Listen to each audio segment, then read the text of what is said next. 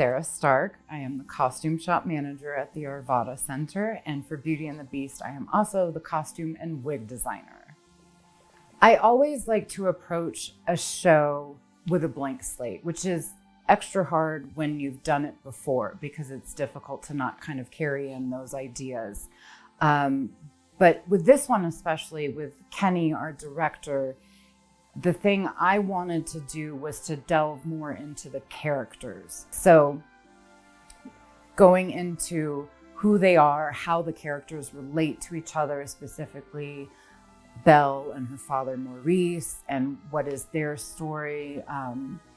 He's on the outset a single dad, so how has that shaped their lives together, things like that. So I really do come at it from a script analysis standpoint.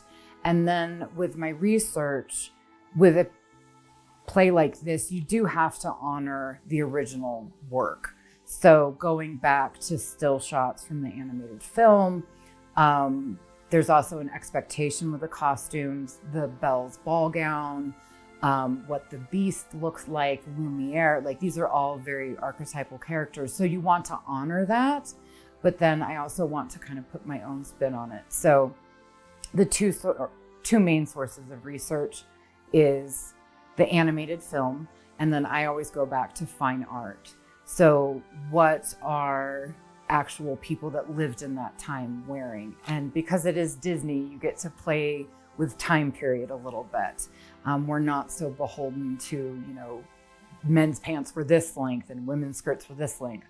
It gives us a little bit of a backdoor to work around that. So we've got a little bit from the actual time period, but then we go all the way up to some Victorian touches, which if anyone's a little bit of a costume history buff, they're gonna notice that I broke a lot of time periods. So, and that's okay, it's Disney. We can do a lot of things like that because it just gives us a little bit more license. I think costumes, maybe more so than a lot of other technical elements, really inform the audience on who this person is, where do they come from, where are they in the socioeconomic sphere. It can inform the mood, it can inform a motif, it can tie with other characters.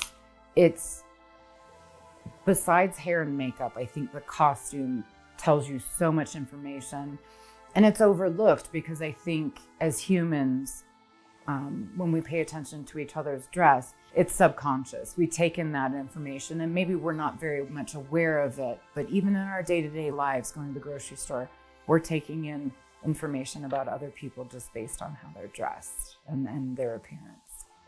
Come check out the beautiful costumes for Disney's Beauty and the Beast, only at the Arvada Center.